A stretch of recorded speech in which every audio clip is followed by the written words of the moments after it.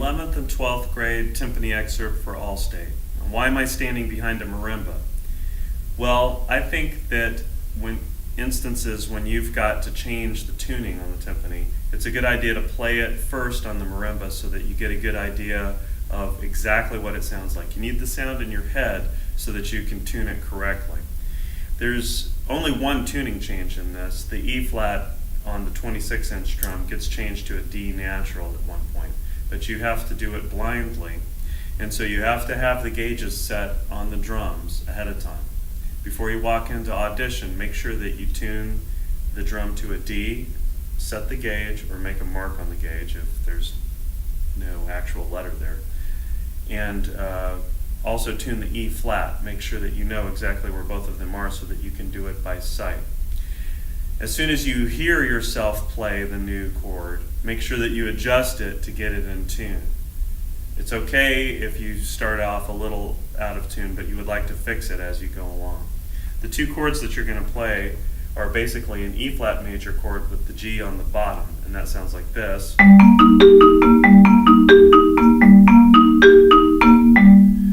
You're going to wind up tuning it to what amounts to a G minor chord, G, B flat, D.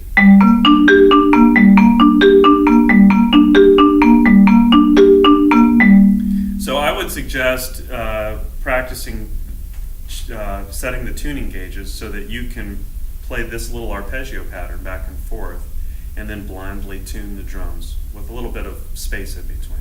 Something like this. Retune it. And do this back and forth several times so you can get the sound in your ear and know that when it's in tune or not. Okay, so when we get behind the drums, tune quickly and tune from the bottom of the pedal range. So if we have an E flat, start at the bottom of the range and scoop up to it as quickly as possible.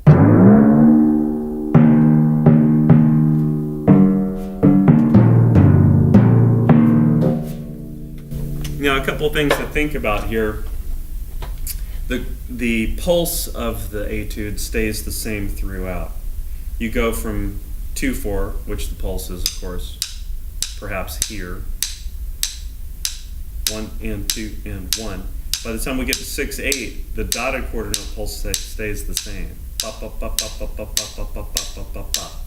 You really need to feel this through the entire 6/8, because when you get to measure 38, you drop a couple of groups of 4s in there. And if you're thinking of the main pulse, 1, 2, 1, 2, at this point you're just thinking of the 4s as two groups of, say, 16th notes, as they would be in 2/4 time.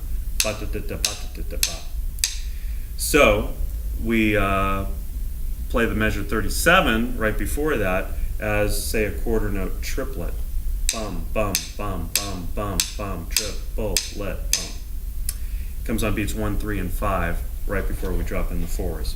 So measure 37 and 38 are going to be da da da da da da da da da da da.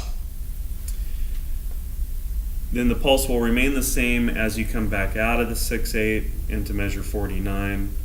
So we've been playing 1, 2, 3, 4, 5, 6, 1, 2, 3, 4, 5, 6, 1, and 2, and 1, da da da da da da. Use the measure rest right before 149 to start thinking in straight eighth notes again, to get it back into the feeling of 2/4.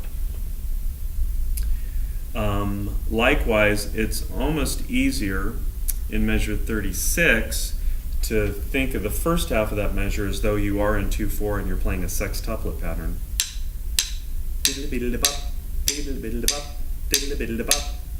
And then it goes into what would feel like a triplet, beats 4s, 5, and 6. Da da da.